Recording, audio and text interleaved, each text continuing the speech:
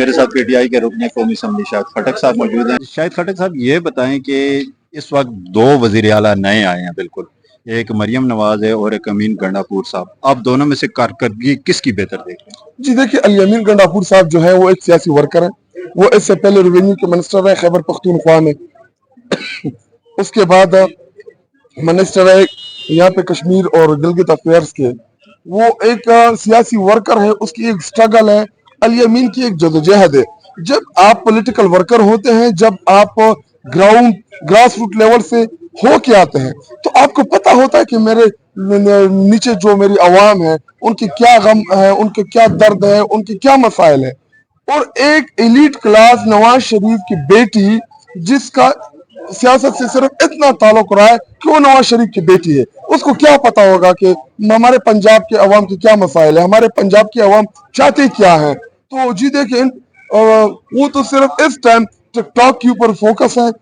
Punjab government जो है वो सिर्फ टिकटॉक के ऊपर चल रही है, और मरियम नवाज की तवज्जो आवाम से ज्यादा टिकटॉक के ऊपर है कि वो चाहती कि मेरे टिकटॉक बनते रहे और मैं टिकटॉक के ऊपर वायरल होती रहूं। वजीर आला होने के लिए सिर्फ पार्टी का वर्कर होना जरूरी है या काबिलियत भी चाहिए? क्योंकि एक सूबा आपने चलाना है पूरा। जी देखिए, इससे पहले महमूद खान का तजर्बा आप लोग देख चुके हैं। जी देखिए, आप ऐसा करें, अगर आपने तजुर्बे के साथ एक जज्बा भी होना चाहिए। सिर्फ जरूरी नहीं कि आप तजुर्बाकार हो।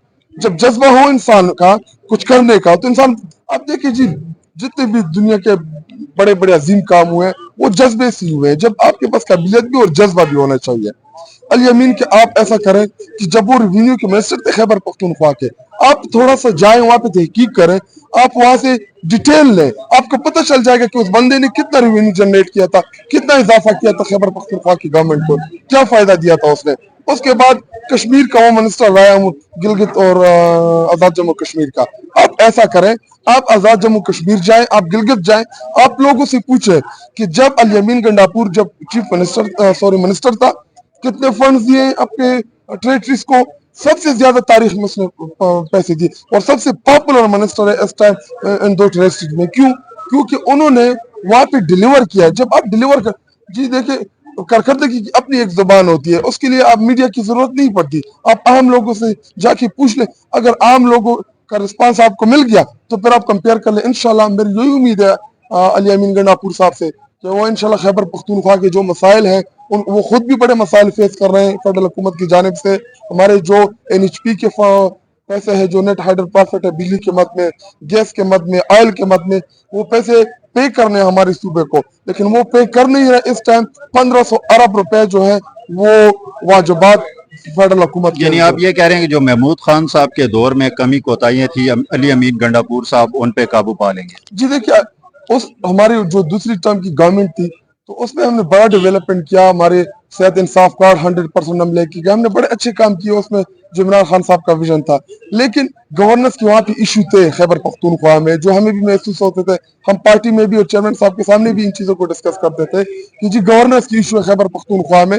तो इंशाल्लाह अली अमीन जो है वो एक जबरदस्त एडमिनिस्ट्रेटर है, और हमारी यही इंशाल्लाह उम्मीद है उनसे कि वो डेवलपमेंट के साथ साथ गवर्नेंस को बेहतर करेंगे इंशाल्लाह। अच्छा, ये आखिरी सवाल ये बता दें कि ईद के बाद आप मौलाना साहब के साथ मिल के तहरीक चला रहे हैं या मौलाना साहब की तहरीक अकेले ही होगी? जी देखिए, मौलाना साहब का जो किरदार रहा है वो कौम के सामने भी वाज़ेह है और मेरे सामने भी वाज़ेह है।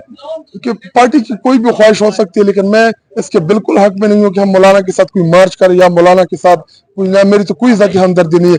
PDM का सरबराह था, इस मुल्क को तबाही दहाने पे लाने में इसका सबसे बड़ा किरदार था। रही बात एहतजाज की, वो अपना एहतजाज करेगा, हम अपना करेंगे। पाकिस्तानी कौम इमरान खान के साथ है, हमारे साथ है, और करता रहे, रोता रहे। क्योंकि इसी ने तो कहा था कि जी PDM बनाने वाला कौन था? फजल रहमान था। तो मेरे कोई उसकी, यानी आप मौलाना फजल रहमान को अपने अपोजिशन अलायंस में शामिल होता नहीं देख रहे इसका? जी देखिए, हमारे पार्टी के बड़े हैं, अगर वो कोई फैसला करते हैं तो वो होगा, मानना पड़ेगा।